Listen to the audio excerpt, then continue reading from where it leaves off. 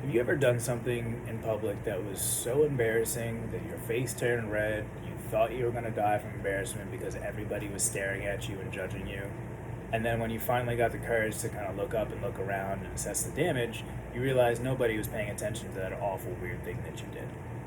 This is an example of egocentric bias, acting on our cognitive biases for how we are perceived by other people, or how we think we're perceived by other people. My name's Kyle, and if the word egocentric bias scares you a little bit like it did me, I'm here to help break it down and clarify our understanding. By the time I'm done talking, you'll understand what egocentric bias is, and you'll understand how to recognize it as you experience reality. First things first, I think we need to break the term down, egocentric bias. Egocentric bias. Ego, for all you psych majors out there, is the self, the obsession with the self. Centric is to be in or at the center of something. And bias is our natural human tendencies to behave a certain way. So kind of put that all together, you get tendency to be self-centered. Not quite. Egocentric bias on the surface is a tendency to only consider our own perspective when examining events in our lives, or, like I said before, experiencing reality. One more deeper academic definition of the cognitive bias of egocentric bias is a cognitive bias that causes people to rely too heavily on their own point of view when trying to see things from another's perspective. Furthermore, egocentric bias causes people to either underestimate how different another viewpoint is, or to not consider another viewpoint entirely due to the egocentric frame of thinking or that self-centered frame of thinking. Now that we've kind of defined the word, I want to go a little bit more deeper into the phenomena that occur that concern egocentric bias, the cognitive biases, that is. The illusion of transparency.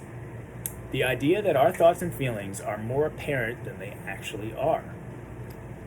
Egocentric bias plays a role here because we are so focused on our internal state and our own thoughts and our own feelings that we assume that we're displaying those feelings because we're so focused on our own internal worlds, we're so self-aware. When in reality, we're not actually projecting those feelings, we're not having those thoughts out loud, we're not acting out those thoughts, they're just occurring silently in our heads. The spotlight effect, the cognitive bias that causes us to think that more people are observing us than actually are. Again, this goes back to that kind of self-centered frame of thinking, where we're so focused on our own internal world, we think everybody is staring at us and that weird thing that we just did, when in reality, everyone else is actually just as focused as you are on their own internal worlds and their own internal state.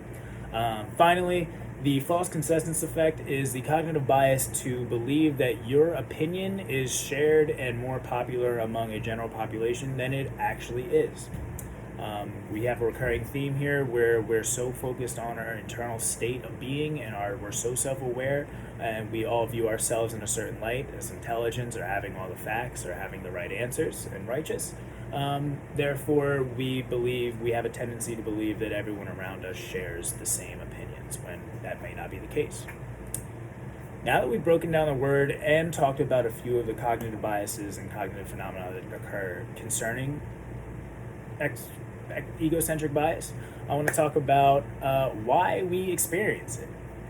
It occurs due in part to the limits on our cognitive system, specifically due to the imperfect way that we process information, or our brains process information. We spend so much time seeing things from our own perspective and listening and only having access to our own internal state that we build up these shortcuts called heuristics. Our brain builds up these shortcuts called heuristics. Heuristics are shortcuts to the brain that form judgments and make decisions based on the biases that we have pretty much accrued throughout our entire life. We make those heuristics based off only our perspective and only our perspective, not considering the perspective of others. It's actually linked to an empathy gap. I want to give you a couple examples of some of the phenomena that we talked about earlier.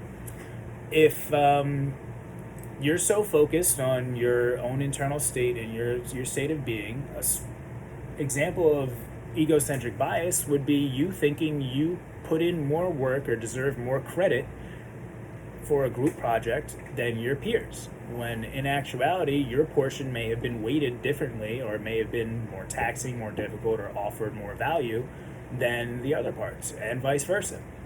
If person A and person B do parts 1 and 2, and parts 1 and 2 are weighted 40 and 50%, and your person C and you do part 3 that's only weighted 10%, but you believe that because you worked really, really hard, you deserve more credit and you deserve all the credit on the project, when in actuality, the other two portions were not the case.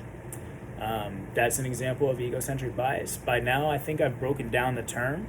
I have defined plenty of cognitive biases that occur concerning egocentric bias, and I've given you a couple real-world examples.